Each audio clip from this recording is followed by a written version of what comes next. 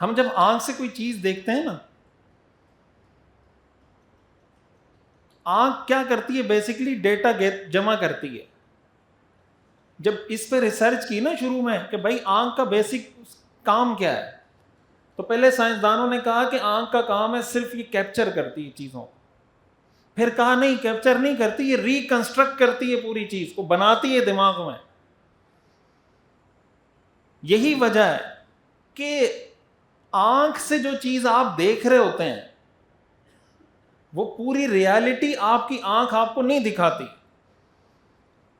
بھائی مثال کے طور پر آپ کسی وائٹ بورڈ پہ 3D کوئی بھی 3D چیز بناتے ہیں، موبائل بناتے ہیں سپوز، تو آپ کو وہ 3D دکھ رہا ہوتا ہے نا. آپ نے کوئی باکس بنایا، 3D باکس بنایا وائٹ بورڈ پہ، تو آپ کو وہ کیا دکھ رہا ہوتا ہے؟ 3D. حقیقت میں وہ کیا ہوتا ہے؟ 2D ہوتا ہے نا. بھائی وائٹ بورڈ کیا ہوتا ہے؟ 2D ہے نا. آپ نے مارکر سے اس پہ باکس بنایا 3D، آپ کو نظر کیا آ رہا ہے؟ 3D. اور ہے حقیقت میں کیا؟ 2D ہے نا، 2 ڈائمینشن ہے نا.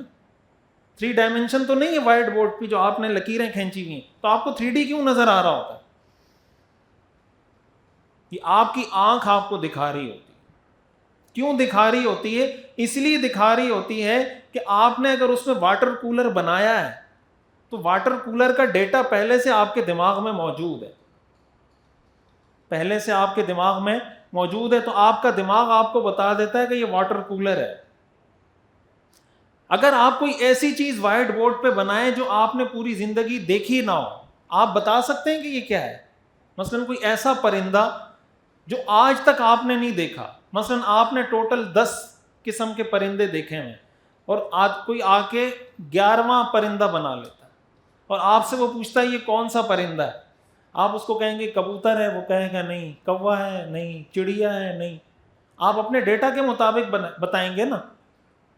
جب آپ کا ڈیٹا ختم ہو جائے گا، اب ڈیٹا ختم ہونے کے بعد اگر آپ ڈینائی کر دیں کہ نہیں یہ پرندہ دنیا میں ہے ہی نہیں، اگر یہ کبوتر نہیں ہے، چڑیا نہیں ہے، کوا نہیں ہے، فاختہ نہیں ہے، تو یہ ہے ہی نہیں، دنیا میں ایگزسٹ ہی نہیں کرتا، آپ کا یہ دعویٰ ٹھیک ہوگا؟ بولیں. یہ جو دعویٰ ہم کر رہے ہیں قرآن اسی کو کہتا ہے افمن یعلم انما انزل الیک من ربک الحق کمن هو اعمی.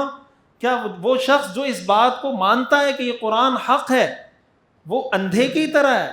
اللہ تعالیٰ یہ فرماتے ہیں ہم نے تمہیں بتایا عقیدہ توحید، عقیدہ رسالت، عقیدہ آخرت، قبر، حشر، یہ سب کچھ تمہیں بتایا.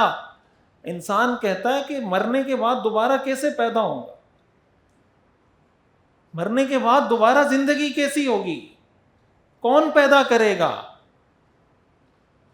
اللہ تعالیٰ قرآن میں بار بار سمجھا رہے ہیں نا.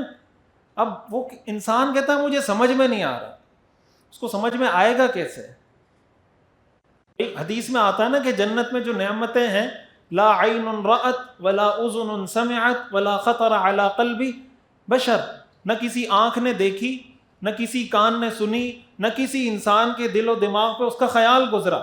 تو آپ جنت کی نعمتوں کو کنسیڈر کر سکتے ہیں کہ جنت کی نعمتیں کیسی ہوں گی، اس کا شیپ کیا ہوگا، اس کی کیا ہوگا جنت میں. ہمیں بتا دیا گیا کہ یہ ہوگا، لیکن ہم اس کو کوئی ویژولائز، پکچرائز کر سکتے ہیں؟ اس کو نہیں کر سکتے. کیوں؟ ہم نے دیکھا نہیں ہے. لیکن قرآن ہمیں بتا رہا ہے. تو ایک مسلمان کا کام آج کے دور کا جو بہت بڑا مسئلہ ہے نا، جسے میں نے بتایا ٹینشن، انزائٹی، ایک بہت بڑا مسئلہ آج کا کنفیوژن ہے. دین کے حوالے سے ہمارے بہت سے نوجوان کنفیوز ہیں. اور کنفیوز کیوں ہیں؟ ڈفرینٹ جگہ سے ڈیٹا ان کے پاس آ رہا ہے، کبھی یوٹیوب سے، کبھی فیس بک سے، کبھی ٹک ٹاک سے، کبھی کسی واٹس ایپ گروپ میں، ڈفرینٹ جگہ سے ڈیٹا آ رہا ہے. اور اتھینٹسٹی کس چیز کی کتنی ہے، کس چیز کا کانٹیکس کیا ہے، سیاق و سباق کیا ہے، وہ پتہ نہیں ہے. نتیجہ یہ ہے کہ کنفیوژن بڑھتی جا رہی ہے. اب اس کنفیوژن کو ہم نے خود دور کرنا ہے، کوئی اور آ کے یہ کنفیوژن دور نہیں کرے گا. جب ہم سوشل میڈیا کا اتنا بے دریغ استعمال کریں گے، اس کے نتیجے میں جو کنفیوژن پیدا ہوگی وہ کنفیوژن بھی ہمیں خود ختم کرنی ہوگی. اب ہمارے ہاں جو ایتھیزم کا مسئلہ ہے، الحاد کا مسئلہ ہے، یا جو بھی اس طرح کی کنفیوژن، بہت سے نوجوان ہیں جو زبان سے کچھ نہیں بولتے، دل میں ان کے کچھ نہ کچھ چل رہا ہوتا ہے۔ ایمان بالغیب کا قرآن نے ہمیں حکم دیا ہے، الذین یؤمنون بالغیب۔ کیوں ایمان بالغیب کا حکم دیا ہے؟ اس لیے کہ ہم ان ساری چیزوں کو نہیں سمجھ سکتے۔ حضرت موسیٰ علیہ السلام نے اللہ سے عرض کیا تھا نا کہ اللہ میں آپ کو دیکھنا چاہتا ہوں، قرآن میں ہے نا، حضرت موسیٰ علیہ السلام نے درخواست کی، اے اللہ میں آپ کو دیکھنا چاہتا ہوں۔ اللہ تعالیٰ نے کیا فرمایا؟